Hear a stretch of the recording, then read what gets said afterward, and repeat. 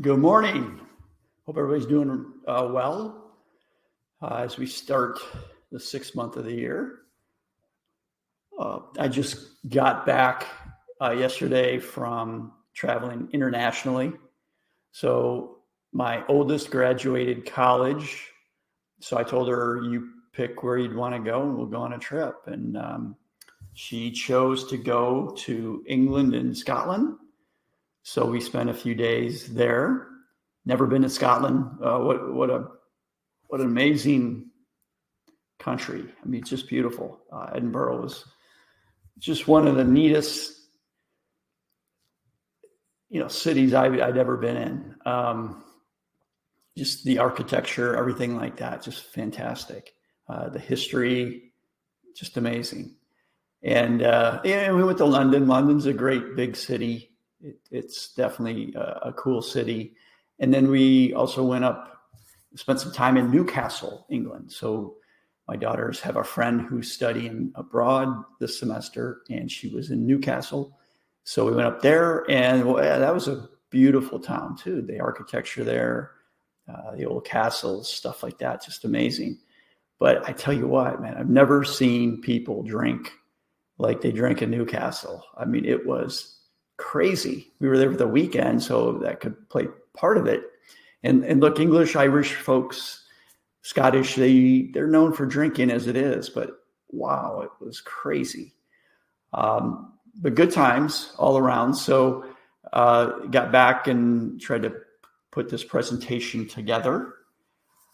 So this is going to be kind of based on a recent meeting with Berkshire Hathaway, Warren Buffett, and then also a question I got from a client. I've always been a big user of real estate investment trusts, but I don't have anything invested in REITs right now. And they're just kind of like, well, how come? I mean, you always talked so much about them in the past. What's changed? So I'm going to just address those two, and and we'll get jumping right into the presentation. So I've always kind of had I don't want to say a complicated relationship with Warren Buffett. I like a lot. I mean, Warren's obviously a fantastic investor. So since 1965, he's basically returned almost 20% annualized. You can't argue with that. Phenomenal investor. Probably one of the best ever. Everybody knows his name, because he's such a good investor. He's like the Michael Jordan of investing. But, there's a lot of things that Warren, he has these homespun, you kind of Uncle Warren and throws things, maxims around, all that. But he doesn't really live up to what he says a lot of times.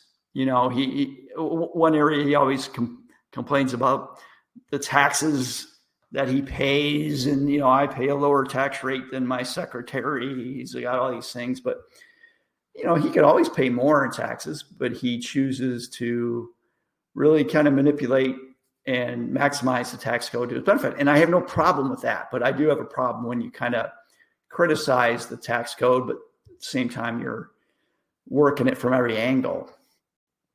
And I have a feeling if they were to change it to be no longer to his benefit, he'd probably fight that. And he does, and he's got a right to do that. But it's just that the fact that he says one thing and does the other, and he does that a lot in his history. But anyway, some things kind of caught my eye at the last presentation that they had for Berkshire Hathaway.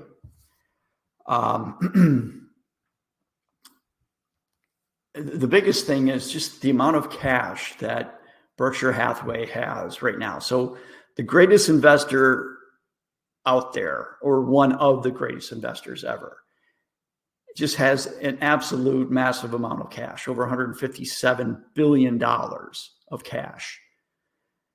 And so he's basically stating that he just doesn't see a lot of great areas to invest in by doing this. And that the reason that Warren Buffett has had such great returns over time is the fact that he's been able to be strategic with his money. He's not one of these that's fully invested at all times, as you can kind of see the movements of the cash.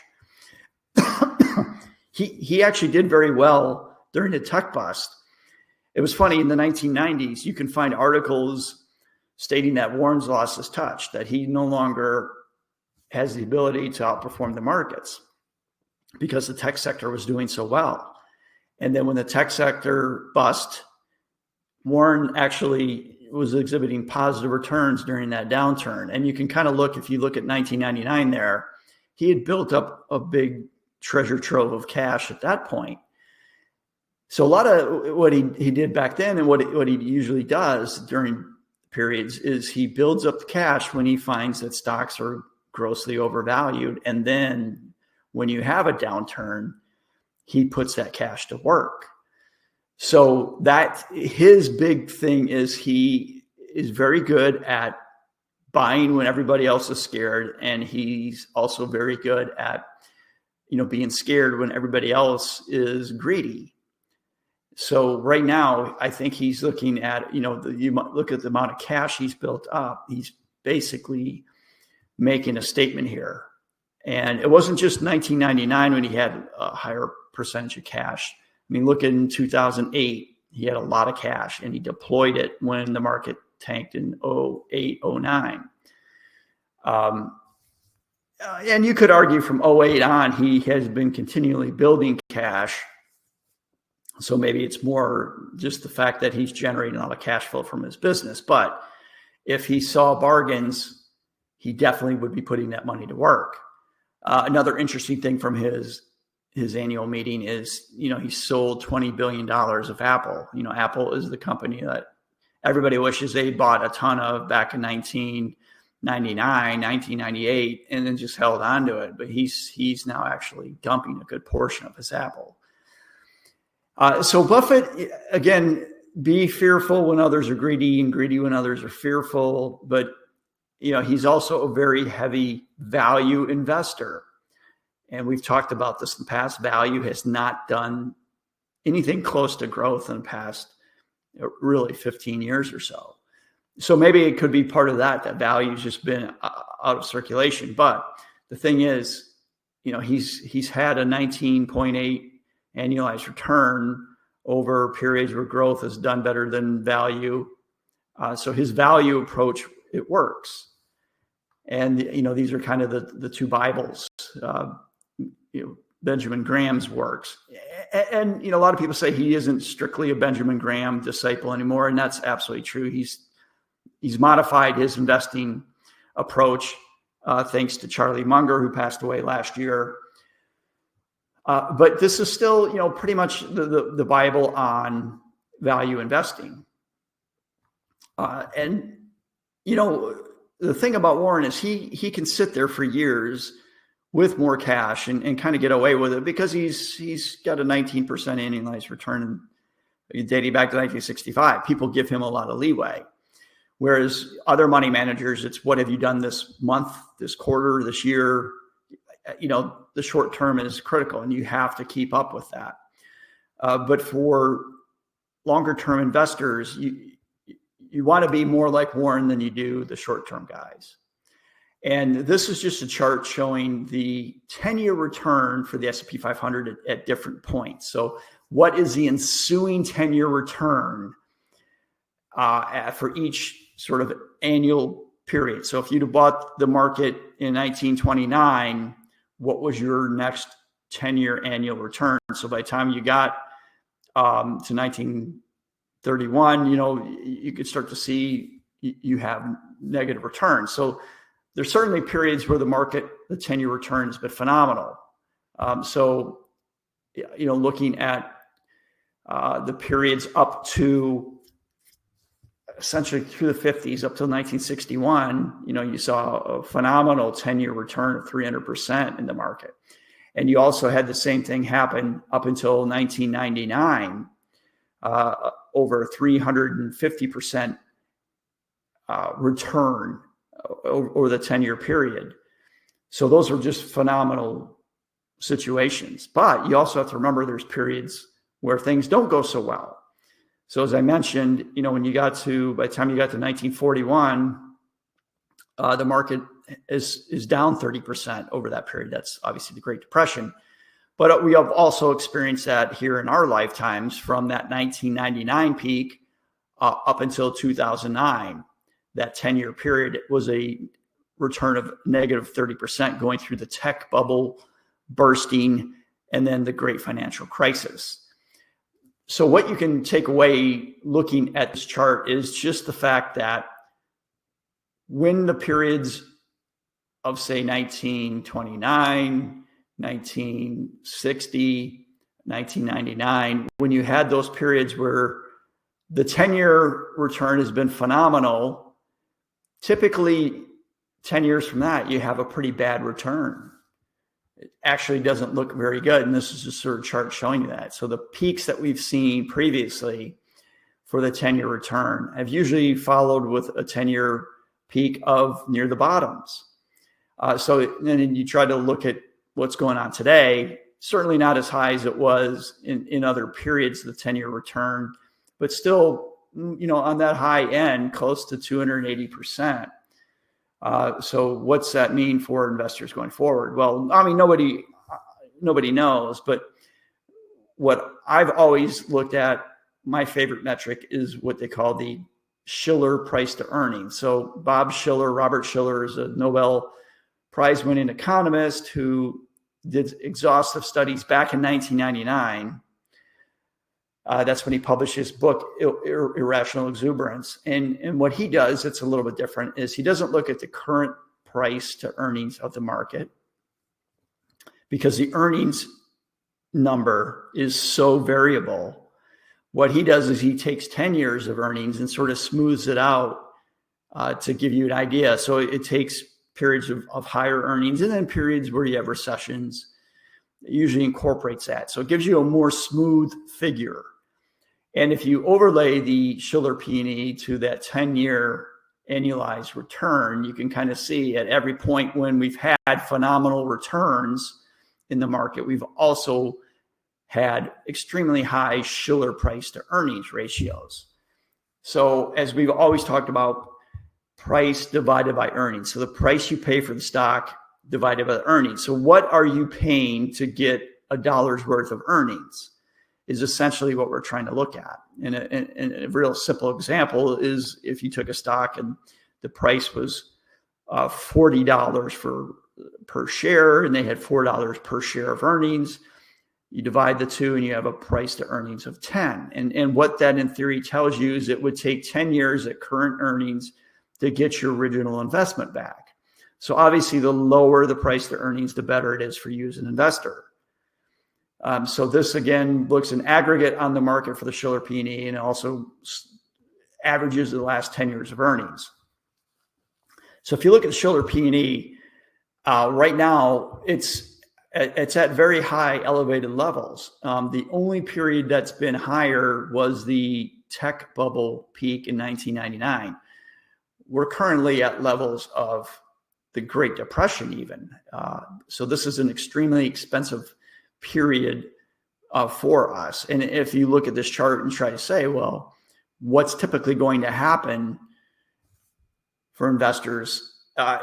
When you see the P&E very high, you end up seeing the future 10-year return being much lower. In fact, what I did in this chart is we took the Shiller P&E and we moved it 10 years to the future. So it's no longer overlapped perfectly. I've just moved the P&E, Shiller P&E 10 years forward. So you can kind of go back to that 1929. In this chart, both the Shiller P&E and the 10-year return were extremely high. So we just took that Shiller P&E. So if you bought in 1929 with that P&E at that level, what was the 10-year future return? It was very bad. So you can kind of see when we have peaks in the Shiller P&E, the next 10 years usually are very low returns for investors, or at least suboptimal, well below the average, 9% annualized. Now, the thing is, I always tell people is this does not tell you what's going to happen in the near term by any stretch of the imagination. It doesn't tell you what's going to happen the next year, 6 months, 1 month, weeks, nothing. It's completely useless as a short-term figure, but it's very good as a intermediate term, that 10 years or less, 10 to 5 years, it gives you a really good idea. The other thing you'll always notice with this is the way these Shiller P&Es come down to very reasonable levels has always been with big market downturns. Again, it doesn't mean it's going to happen this year. It doesn't mean it's going to happen the next 5 years. But usually these things are rectified by big downturns, not by sideways movements.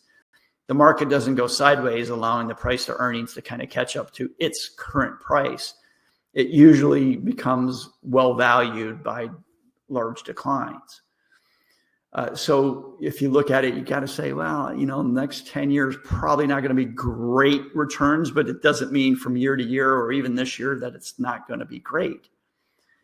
So if you go back to the Bibles that Benjamin Graham put together, the investing Bibles, this sort of shape Warren Buffett, in that book right now, based on current valuations, they'd say you'd want to have no more than 25% allocated to stocks if you're looking at strictly from a risk standpoint.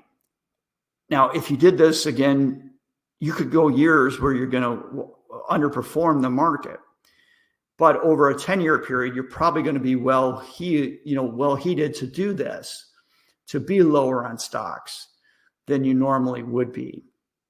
At least U.S. stocks. And international, I've talked to you about that. They're much better valued than U.S. stocks.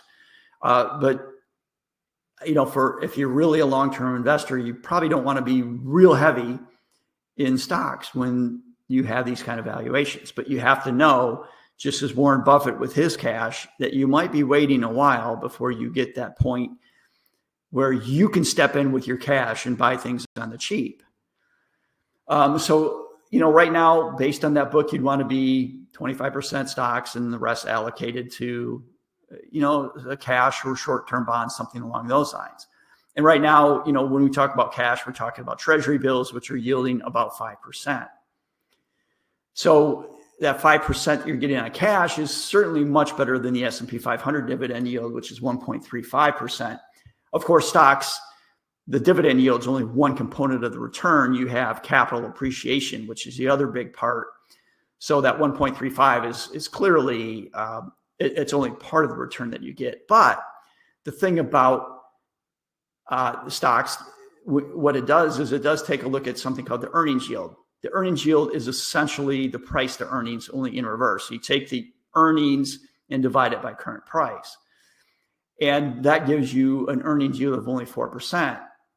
So again, we've talked about the earnings yield in the past. It's essentially price to earnings in reverse. And so the price divided by earnings, it's earnings divided by price. But you look at this and try to say, this is what you should expect to get as a return in stocks at this point. That's sort of what it's saying. So it's saying right now, if you invest in stocks, you're looking at about a 4% return going forward. At this current earnings yield. And whereas you could get 5% just sitting in T-bills. So from a risk standpoint, and T-bills have, virtually no risk. You've got inflation risk, of course, but it's the most liquid market in the world. It's very short term, and it's government bonds, which technically they can't default on because they can always print money to do it. So if you just take the current T-bill yield and subtract out the S&P 500 earnings yield, you actually would have a negative return if you invest in stocks versus T-bills. And as you look at this chart, anytime, we haven't seen an earning yield do this since 1999. That was the last time we had a negative S&P 500 earnings yield relative to the cash rate or treasury bill rate. So, it's been a long time. Even in 08, we still had a positive earnings yield on the S&P 500 relative to cash. And the thing is, for the most part, anytime this thing has gone negative, you've had bad returns going forward. Now, what you want, though, is you want to invest when earnings yield are substantially higher than. So when the S&P 500 earnings yield is substantially higher than the 3-month T-bill, that's when you want to be kind of back up the truck. And if you look at the past, we had a good earnings yield right after the 2020 debacle with COVID. If you look in sort of 2010, we had a very good earnings yield relative to cash. Same with sort of 03. You can go back and look at all these, 78, a very good one in, like 61, things like that. After big downturns, we've seen some pretty good investing environments. You've seen a point where the S&P earnings yield was really good relative to cash. So again, I'm not, I'm less in equities right now than normal by far. And part of it's the belief that we're still seeing recessionary numbers. I've talked about this in the past. So I want to be a little bit lower from a risk management standpoint. You can get 5% just sitting in T-bills. So you can sit in 5%. 5% is not sexy, but with no risk. It's also, you've got to look at the risk. The risk in the market is awfully high. But it doesn't, again, these things I'm talking about don't give you anything in the short term. It's more of a longer term metric. But I just want to kind of explain sort of how I sort of view markets. When things are cheap, that's when you want to be over invested in stocks. And when things are really expensive like they are now, you want to be under invested. Now you have to know when you do that, if the market goes up, you're going to underperform. But for the longer term investor, it presents much better long-term returns is what you're going to see. So I also mentioned we're going to talk about real estate investment trusts. And I've always been a big advocate for REITs, but I don't have anything in REITs right now. And I talking to a client a couple of weeks back, and they were just like, well, you know what? You've always talked about this. You've always mentioned this. Well, why do we not have anything in it right now? And this is just a chart going back to the year 2000, June of 2000 through the end of the last quarter. And you can see it's been except for the big 08 debacle, it's been a pretty nice ride up. And now what are REITs again? If you don't know, real estate investment trusts, it's basically ownership in commercial real estate. So we're not talking about your personal home or even having rentals that are homes. We're talking about investments in shopping malls and warehouses and doctors' offices, hospitals, cell phone towers, storage, self-storage, apartments. It's basically all the commercial real estate world. So you're essentially, when you buy a REIT, you're a landlord, but you don't get calls for the clogged toilets. You don't get calls for issues that they're having. And why I like REITs is, by law, they must pay out 90% of the profit to the shareholders to avoid taxation at the corporate level. So these things are always kicking off some good cash. And it's as if you are a landlord. I mean, you have a percentage of ownership and it's very well diversified. And then you get the profits because they have to pay them out. It's not something that they just take that and, reinvest it or speculate in other buildings or anything like that. They have to kick off the income. The only way they can start adding more properties is if they bring in more ownership, more investors, at least for the most part. And REITs have been, since this period of the year 2000, of June 2000, it has been the best asset class. It's beaten stocks, bonds, and balanced portfolios of stocks and bonds.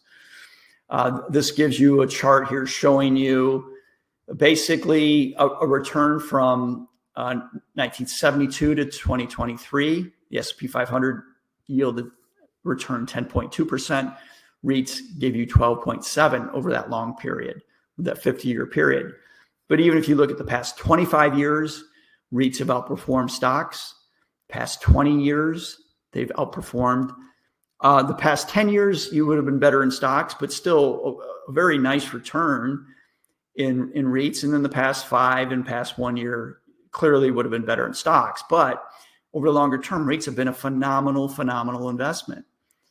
And the correlation with stocks isn't perfect. So it's not one of these that when stocks are going down, REITs go down.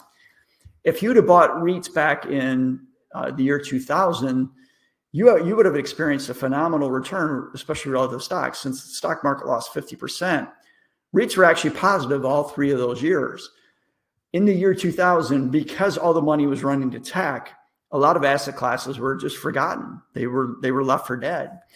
And I think REITs were yielding a little bit over 8% at that point. So you could have, even if you didn't get any capital appreciation in the year 2000, you'd have gotten 8% just to sit there. A dividend yield would have kicked off to you.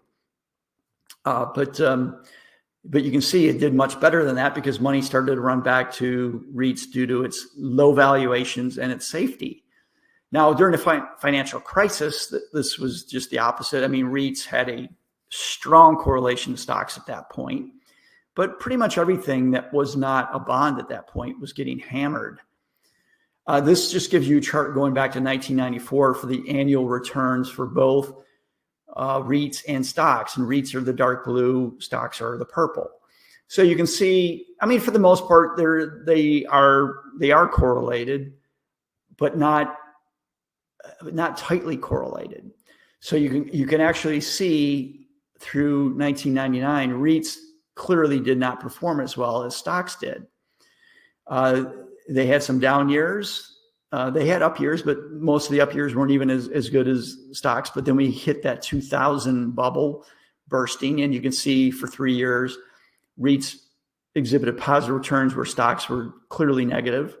And then you have years where they both sort of fluctuate from thereafter.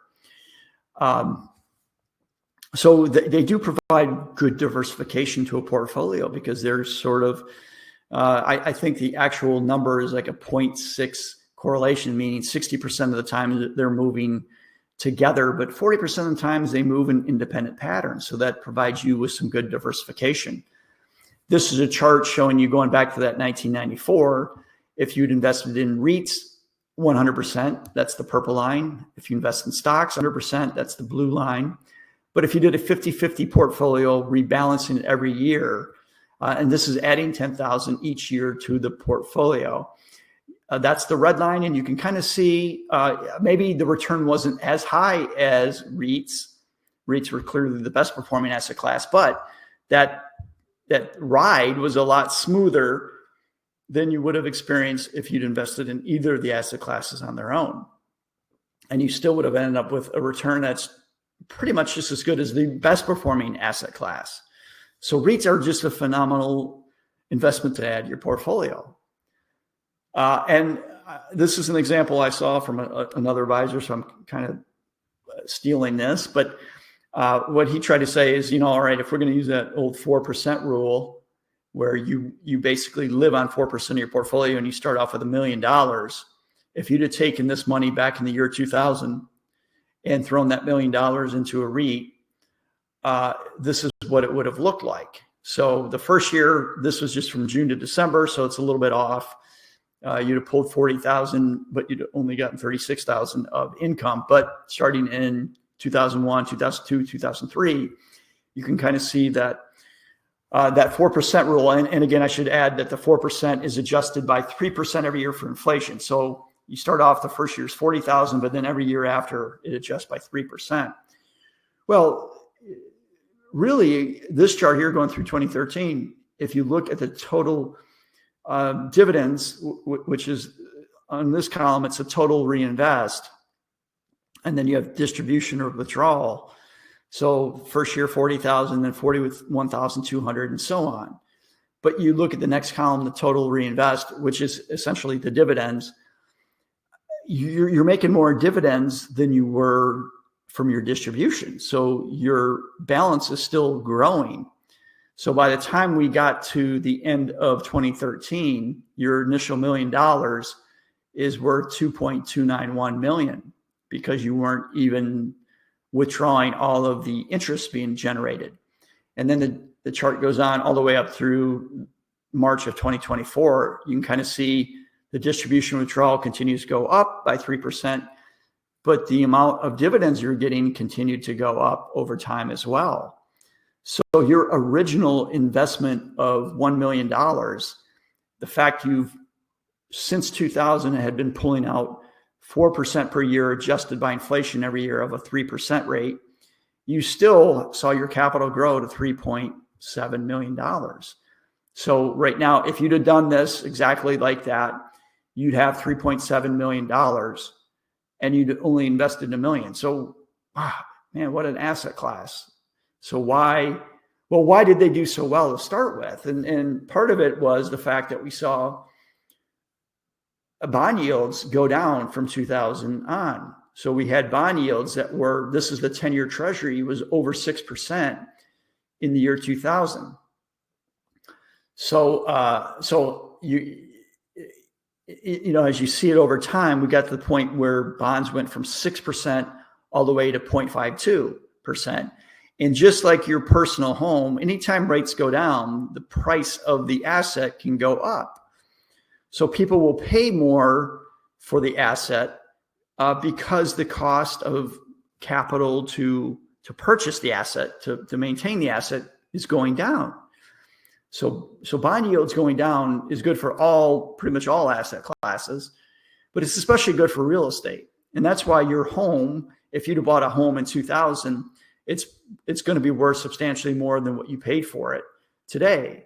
And that's everywhere. You know, my folks had a place outside Flint, Michigan, and Flint actually for a long time, really since the early 90s, home prices did not appreciate. They stayed where they were, but they didn't appreciate. But then they started to appreciate when the bond yields got down, the 10-year treasury got down to 0.52%, because mortgages are basically tied to treasuries, the 10-year treasury in particular. So when it got down to 0.52, my folks finally saw some good appreciation in the home, and fortunately they sold it. But now look at it, we've gone from 0.52 back right after COVID, and now we're back up to, you know, roughly 4.5%. So that's actually a tailwind for real estate. And we've talked about this. It hasn't really hit a lot of private homes yet. But the thing is, if it stays here, it will at some point once the volume of homes on the market normalizes. Right now, we just have such low supply. You just have not seen the effect of the increase in interest rates really hit the home prices, but it will. And it also is going to affect commercial real estate along with that, because if you buy a new commercial real estate building and you're paying 4.5% in interest as opposed to 0.52, well, that's a very different structure. You're not getting nearly the profit that you would get. So you're going to pay less in prices. Interesting, the peak of the REIT market, the red line there, perfectly coincides with when the 10-year treasury reached its bottom of 0.52%. So those two had a perfect correlation. Since then, since interest rates have started to climb, REITs have struggled. So even if they stay where they're at, there's a serious headwind for real estate investment trust. But the biggest reason that I'm avoiding real estate investment trust right now, it's just looking at what's the current risk versus return dynamic. And the biggest figure I'm looking at here is the distribution yield. Like I said, the beautiful thing about REITs is they have to pay out 90% of their profits to their shareholders. So they've always been a nice, juicy dividend, which is made up the vast majority of the return. I shouldn't say the vast majority. I should say a solid percentage of the return has come from the dividend. The other part of the return that's been so good for REITs over the past 25 years, it's been the fact that bond yields were going down. So the price of the underlying real estate was going up. So you had capital appreciation plus a very good payout strategy. That's why that example of the 4% rule was so good. Just on the dividends alone, you were able to satisfy that 4% withdrawal rate and still grow the asset with both dividends and capital appreciation. Well, right now, the distribution yield is 2.93%. So if you were to take $1 million today and you're going to pull 4% from it, you're going to pull $40,000 for the first year, but your dividends are only going to be $29,300. So you've got a shortfall. So you're actually probably going to dip into principal to fund your 4%, unless, of course, the prices of the underlying properties go up. That could help bail you out. So you certainly could get benefit if you have more capital appreciation. But here again, if interest rates are much higher, and interest rates have been the fuel for the increase in the capital appreciation of these assets, you all of a sudden have a tailwind. So it's probably not going to be a situation where we see large increases in capital appreciation. So you have to look at this right now as a distribution vehicle, a dividend vehicle. And if you're doing that, you just can't be real thrilled with real estate investment trusts at this point. Going back to the example of stocks earning yields and cash earning yields, and then you look at the REIT distribution or its earning yield, it's 2.93%, but you can get 5% just to sit in cash and T-bills. So you're almost getting double the return, you're to sit in cash as opposed to taking the risk of investing in real estate. So why would you do that from a risk return standpoint? Sure, REITs could go up 10, 15% in capital appreciation. And then I look like a fool because I'm sitting there earning 5% in T-bills. But the other thing too is if interest rates really hit this asset class from capital appreciation standpoint, you could lose 10 or 15% and all you're getting is that 2.93% interest rate.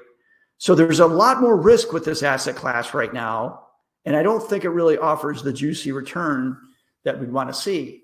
Typically, what you want to see is you want to see REITs offering about 2% above the cash rate.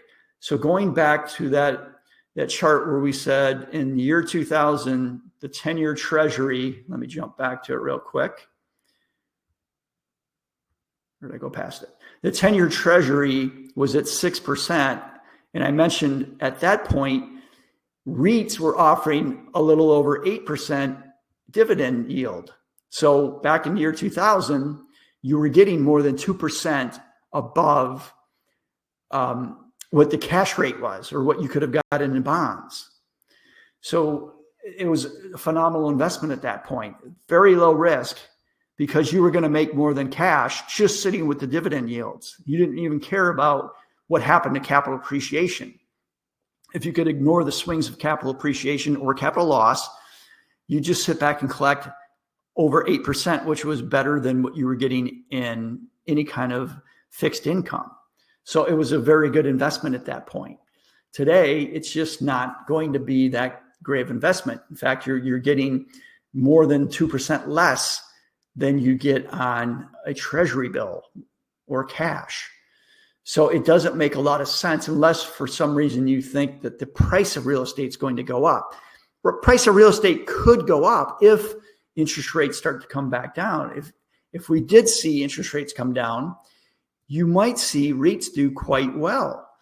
It all depends on the reason that the interest rates start to come down. If interest rates just sort of naturally gravitated down and it wasn't due to a recession, you'd probably see capital appreciation in REITs be quite good and would do much better than T-bills when you throw in that 2.93% distribution yield. But if interest rates come down because we're entering a recession, well, here again, REITs may not be the place to be because these are commercial real estates. If we're in a recession, commercial properties are probably going to struggle for cash flow. The best performing commercial real estate sector from the year 2000 was actually storage units. But storage units got just slaughtered in 2007, 2008, because at that point when we had that pretty nasty recession, people were going, wait a minute, I'm spending $200 to $300 a month to put trash in a storage unit, stuff I'm probably never, ever going to use. So what they saw was people actually got rid of the stuff in their storage unit and just let the storage unit go. So you might see that again if we have a recession. If cash, if people start to struggle with their incomes or their other assets go down, they're going to go, why are we spending this money on this storage unit? And same with shopping malls, office rentals. I mean, right now, shopping malls and office spaces are struggling as people shop online and as people start to work from home. But there are other great sectors in REITs. So, if you get into the more granular areas, data centers are doing quite well right now. That's where you basically just have massive servers that are storing tons of information. But the thing too is you really have to know what you're doing there, because are you overpaying for that sector? So I don't get too deep in that because I'm just not a specialist in real estate. I can know the big picture. When you look at a diversified REIT, I get an understanding if you're getting good value relative to the risk you're taking. But then when we start to get into very esoteric parts, it could be cell phone towers. Is it a good time to buy those or not? That's where I have a little bit more of an issue. Really deciphering if it's great for that sector alone or not. But right now, when you look at it, it just doesn't offer a compelling risk to return standpoint to jump into real estate investment trust when you can just sit in T-bills and get 5%. Okay, so that's the presentation for today. And as always, this is not made to be financial advice. Talk to your advisor. I try to make this information as accurate as possible, but you just never know. Okay, so that was just a couple things. When you look at it, for U.S. stocks, for REITs, the risk return just isn't very good at this point, especially if you do think things are maybe either slowing down in the economy, or the other thing we've been talking about is commodity prices going up. So inflation's also bad for stocks in general. And it can be bad for REITs. It could be good over the longer term. Real estate does well in inflation over the longer term, but in the short term, it can be bad, especially because you might not get the cash flows that you'd want from it. Okay, so let's see. I don't think we have any questions on this. Let me refresh and see. I don't see anything. So I guess I will end here. Again, love your questions, because that's where I got this real estate question. It was something good to talk to. I hadn't addressed that in a while. I don't have any real estate investment trust right now. And I really don't see adding that asset class. We're better off sitting in T-bills, getting a guaranteed 5%. But if things change, if rates start to come down, and they come down for the right reasons, REITs are probably going to be a great thing. And there are periods where I love REITs. So it's a great asset class, but just not right now. Okay, so have a great weekend, everybody. And commercial office estate. Commercial office estate is struggling right now. And you could say, is it a bottom? Do you want to jump in at this point? It's a little riskier. I don't know. See, I'm not sure. You have to kind of project what are the trends going to be for employment. Are companies going to start requiring people to come back into the office? And I do think that that's going to happen a little bit, just because you form better relationships, teams get better. Right now, employees working from home, the only thing they're looking at is, what am I getting paid? There's no relationship or deep relationship with people. So that's not a factor anymore. Commercial real estate vacancy are all-time highs. Absolutely. So you could be contrarian and say, let's go in, let's invest. because you want to buy when people are fearful and sell when people are greedy. So maybe it's a good time, or maybe there's more pain to come. But if you look at the big picture, if you look at the amount of dividend yield you're getting from it and interest rates, I still would be cautious. Here.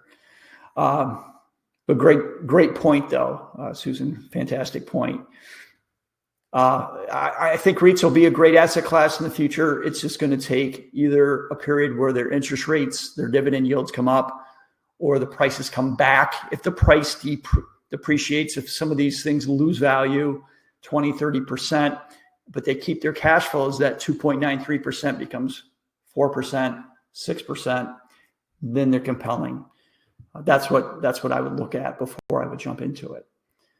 So again, I hope everybody has a great weekend. If you're up I know Florida is awfully hot right now, but if you're up further north where we are, it's absolutely gorgeous. So get outside, enjoy this beautiful weather, and take care, everybody.